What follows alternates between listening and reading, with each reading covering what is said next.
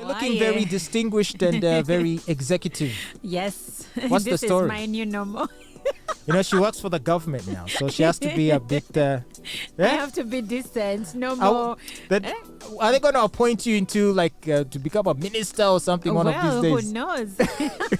Minister of Information.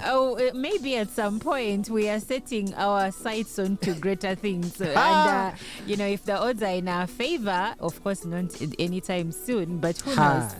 You're going to be there and some government bigwig is going to get a crush on you and he's going to say, but you, don't you want to join the party? Oh my goodness. And before you know it, you become a high-ranking official. You're now making it. And now we have to greet you with respect. But you see, you started with crush. Now, Fatboy is trying to make it look like positions in government are sexually transmitted. Hey, my friend, you didn't know? Are they? Okay, I've heard some. I don't know. Because at least as far as I know is that, yes, I may be working for the government to a degree, but it wasn't sexually transmitted. Okay. Well, that is good to hear. Now, of course, we here in Uganda, we live with all kinds of challenges, Olive. And among the bigger challenges that people deal with is access to medical care. In the event of a medical emergency, not many people know what to do. And there are many medical emergencies that happen. I remember a friend of mine, Banji, the DJ. Remember DJ Banji? He used to play oldies music. He was very popular. He was at Radio 1, then came to Sanyu. He did the evening show with Crystal, and then... faintly. Okay. Well, anyway, he suffered a stroke. He suffered a stroke. And I think the person that was in the vicinity did not exactly know how to respond to the situation. And it was a while before he was attended to and taken to hospital and then whatever. But, those critical moments after you suffer a stroke are so important because when you suffer a stroke, usually it means there is a disruption of the flow of blood into your brain. And when that happens, essentially your brain cells start to die. And so you may have seen people who suffer strokes who maybe then get paralyzed in some parts of their body or can't talk, or they go blind. You've heard of these things. Slurred speech. Or slurred speech.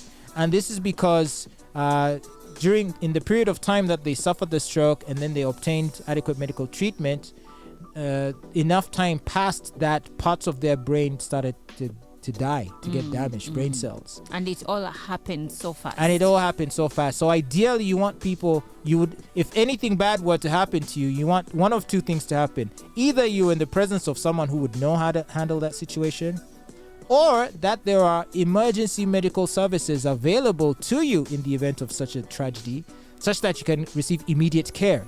And it would probably mitigate the risk of having more adverse effects. And I just gave the example of a stroke. It could be an accident. It could be anything, right? Yeah.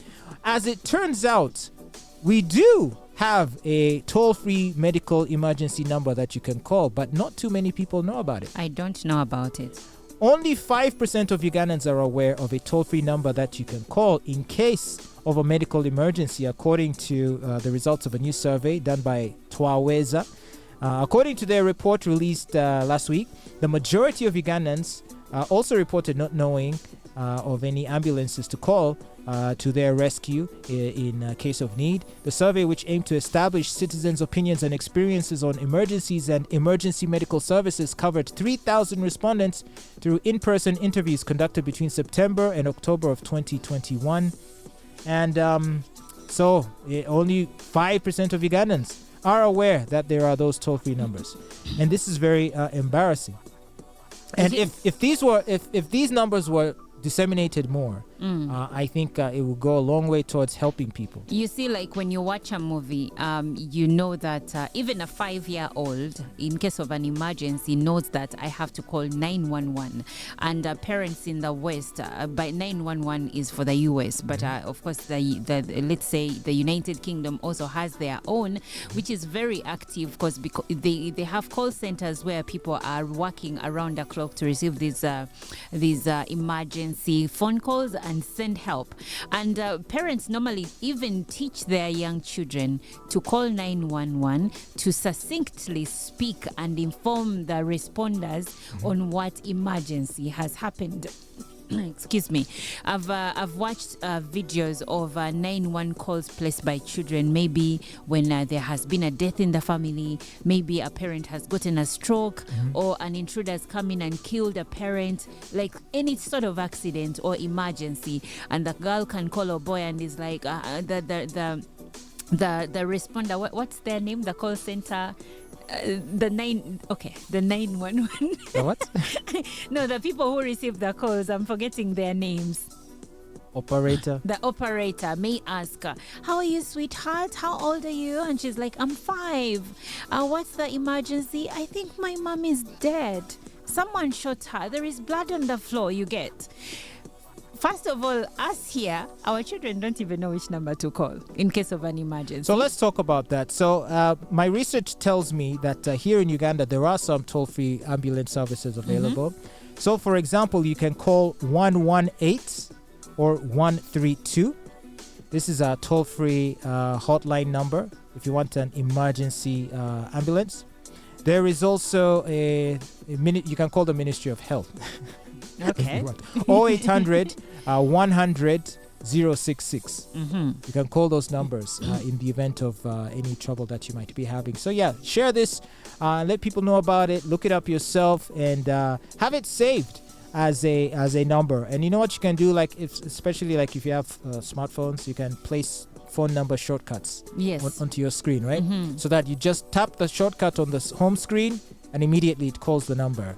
Maybe you want to do that because I don't think you want to be suffering a stroke and you're going to your contacts to find the number. Will you even remember to, like, for instance, on my phone, even if you're not calling 911, like on my phone, on the emergency phone calls, it gives you an allowance of about 5 numbers that can be called directly without unlocking your phone. So in case you had an accident, on my phone you just tap on the icon for emergency phone calls, and there are a few numbers that I listed where you can just place the call and maybe a relative or a friend, anyone that you listed. That phone is amazing. Is it an iPhone? It is a Samsung S20 Ultra. So normal phone. It's a okay, it's not S20. Wow.